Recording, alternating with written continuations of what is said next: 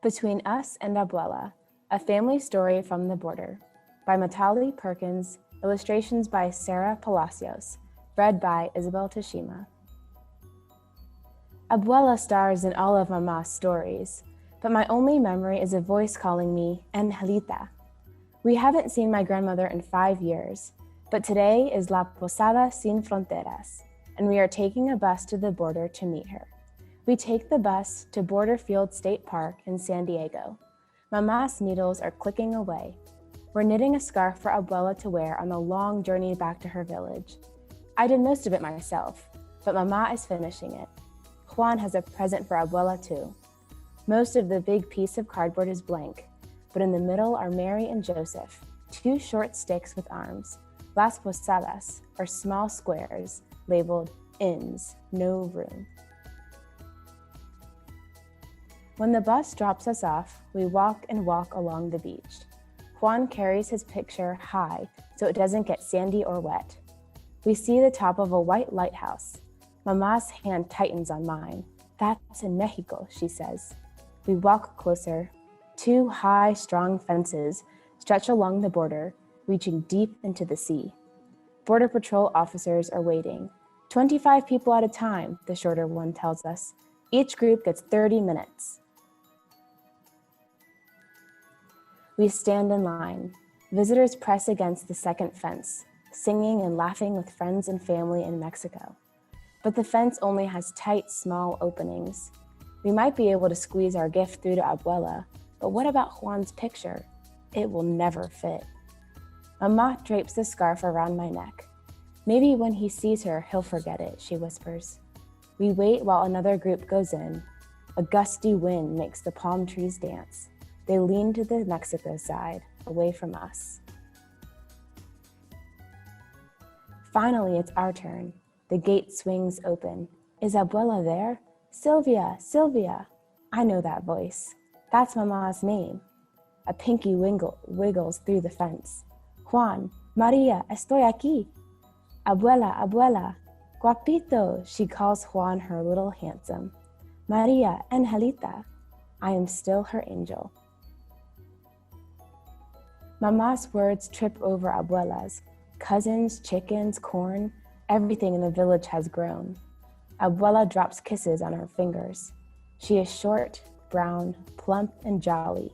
Hugging her would feel like hugging a chunk of cookie dough. Juan's eye is pressed against a hole. One edge of the picture is in the dirt. Maybe Mama was right. He has forgotten, at least for now. The minutes race by. A priest reads the Christmas story. He leads a carol about Las Posadas. I close my eyes to hear Abuela and Mama sing. For a moment, the fences are invisible. The officer opens the gate. Time's up. Suddenly, I remember the scarf, Abuela's gift. I try to push the end of it through the mesh. Abuela's pinky touches the soft wool. Para mí, gracias, Maria. The officer strides over and grabs the scarf. His fingers squeeze and clutch the wool. It's taken so long to knit. Is he going to keep it? But he hands it back to Mama.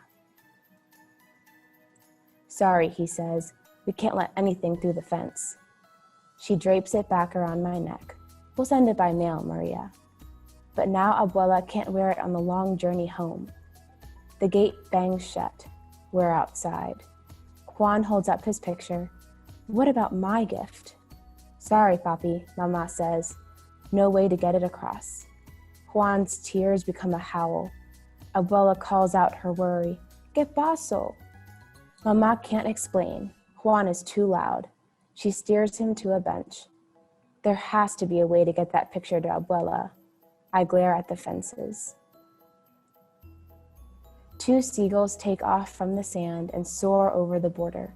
Suddenly, I have an idea. Mama, give me your knitting bag. She looks up. Why, Maria? You'll see.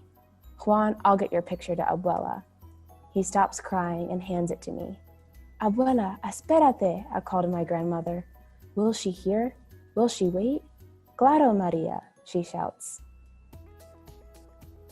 Everything I need is in Mama's knitting bag.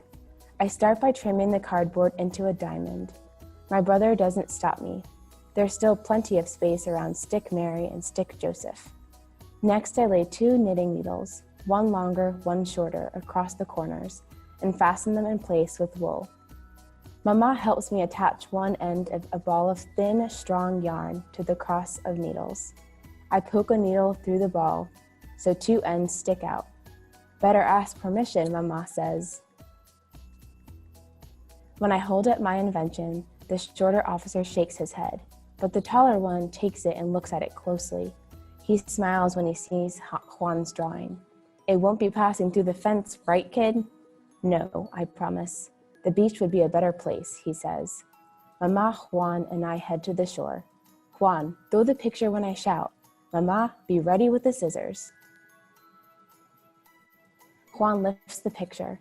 I take the string, turn my back, and run. Throw, Juan! At first, the yarn pulls taut behind me, but then the wind dies. The picture nosedives into the sand. Juan runs to get it. I spin the string back around the needle. We try again. Watchers on both sides of the border are calling out advice. The patrol officer's voice booms down. Don't give up, kid. For the 3rd time, Juan runs to get the picture while I twist up the wool. We get back in our places. Throw, Juan. I race across the beach. The yarn pulls taut like it did before. I glance over my shoulder. This time, the ball unwinds steadily, taking Abuela's gift up and up. Juan's face is tipped back. Go, go, go, he screams. Others join in, and it becomes a chant. Everyone cheers when the picture rises as high as the fence. Mama, the scissors! With one snip, she cuts the yarn. The wind holds, and Juan's gift soars over both fences, straight into Mexico. Shouts come from our side. Where is it? Keep an eye on it. Mexico answers. It's landed. It's in the sand. Your grandmother has it. The crowd cheers. Juan does a victory dance. We can't see through the fences, but I picture Abuela scurrying across the beach.